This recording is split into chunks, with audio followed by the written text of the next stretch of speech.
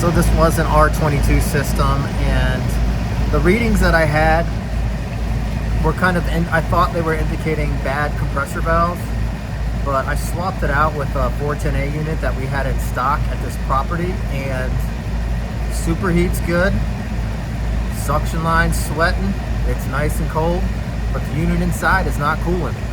And you can see our compression ratio is under 1 to 2. 150 suction, we should have, 325 head pressure, but we do not. So I need to go inside and check the piston, or see if there's even a piston inside, because I'm not too sure.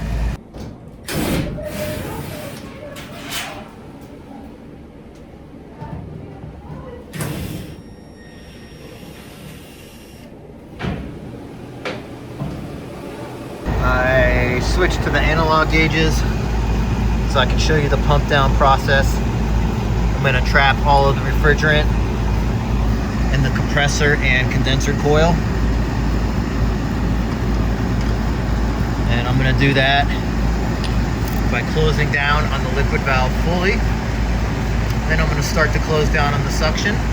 And these gauges are going to go to 0. Once they go to 0, or right above 0, I'm going to pull the disconnect, which I have already tested to make sure it works.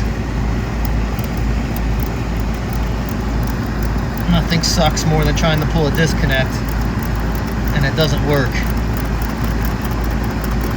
and you've already pumped the system down.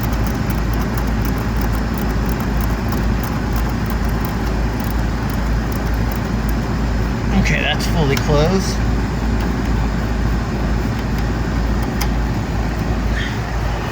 Head pressure is going to start dropping first. Actually, they're both dropping at the same time.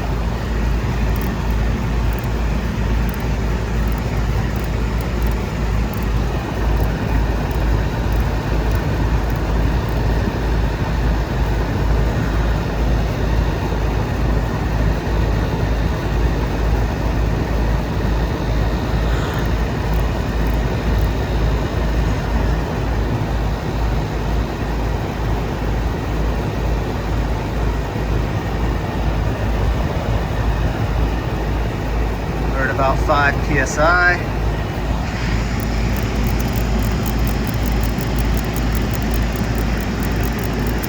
All right.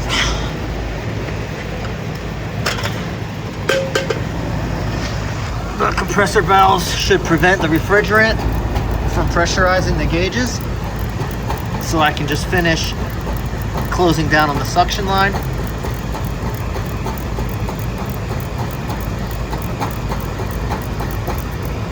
That's closed all the way, and as you can see, we are just above 0 psi. Nothing but a fart left in the system.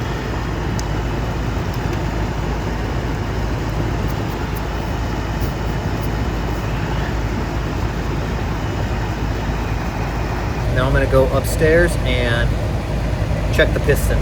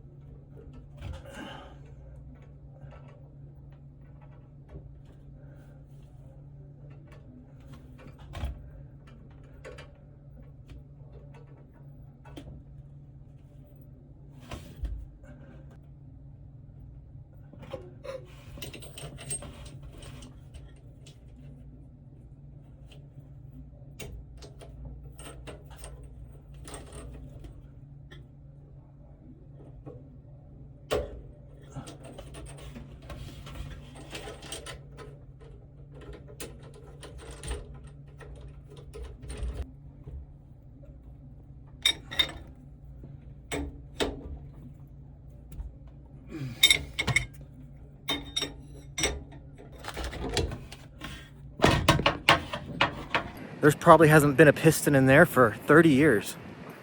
Very weird. Very weird call. I mean, I would expect something like that on a fresh install, but, or an evap coil swap, but that's the original evap coil. So now I'm gonna pull vacuum. I'm not replacing the dryer.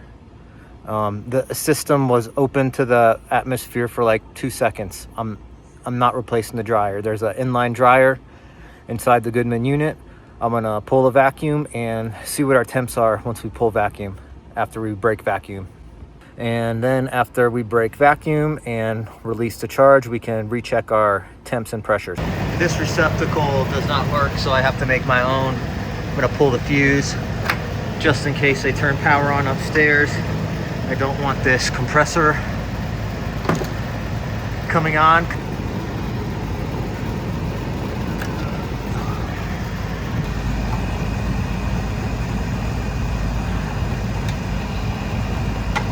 Like always, I'm pulling the valve cores. I think when I replaced this system, I got it down to 150 or so. I don't remember. It's one of the ones I did not record.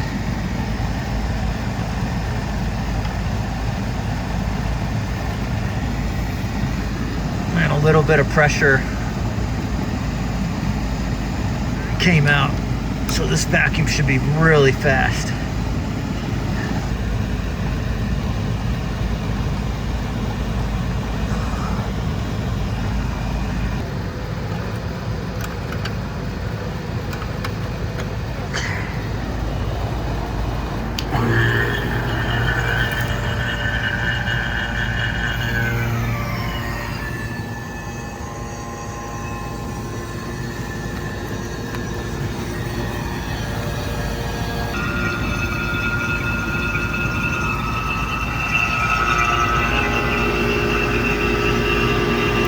Close the ballast.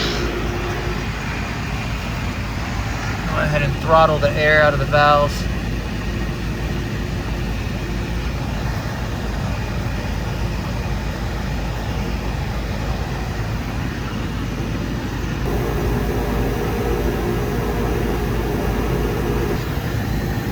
We're now in a deep vacuum. I'm gonna go ahead and do a decay test. And go ahead and start cleaning up. We did not decay over 100. We did not decay over 500 after 10 minutes. So I'm gonna close off this and crack open both service valves.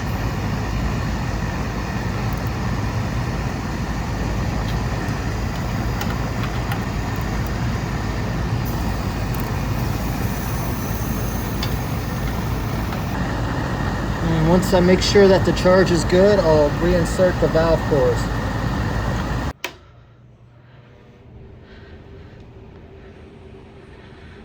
We are undercharged, and that doesn't surprise me because when I replaced this unit right here, I didn't add any refrigerant at all, and it is 3 floors up, so I'm probably going to have to add about 1 pound of 410A. But we have proper compression now, which means the system can now get rid of the heat. The system before had no problem absorbing the heat inside, it just couldn't get rid of it. But now we're actually getting rid of the heat. So by taking the outdoor dry bulb, indoor wet bulb temps, and dry bulb temps, I'm able to get my target superheat, which is right now is 5 degrees. That's gonna change as I add charge. I'm going to add through the suction line. I'm going to reinsert the valve core. That way it can meter the liquid refrigerant into a vapor before it slugs at the compressor.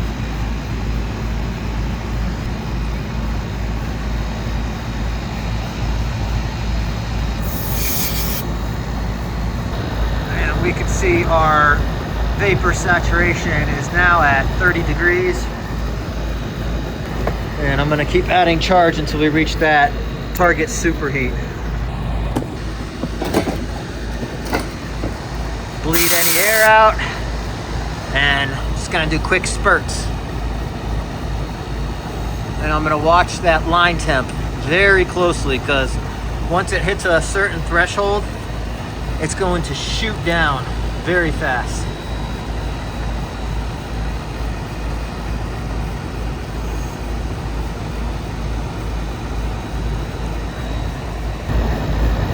Saturation temp 42. I've added about 1.5 pounds, and now our line temp is starting to shoot down fast. And of course, once I see that line temp starting to drop, I don't add anything. I usually wait a couple of minutes to let it stabilize, and it's probably going to stabilize right around that 5-degree superheat is my guess. We've got our superheat dead on. Our saturation temperatures are looking good. Our temperature split is a tad bit on the high side, but that is very common in apartment buildings. The reason for that is undersized ductwork. I checked to make sure all the vents are open. Anyways, this unit is now cooling properly and ejecting heat properly. Not something I see every day. Actually, I've only seen this repair once or twice in my entire 20 years of doing HVAC, which is why I am taking full blame for this, screwed up, and condemned the compressor when I shouldn't have. The most sure way to make sure that the valves are actually bad is to do a pump down, and if the system does not pump down, then you know that the valves are going to be bad. Hope you all enjoyed this fix. My name is Dave. Thanks for watching. See you on the next one.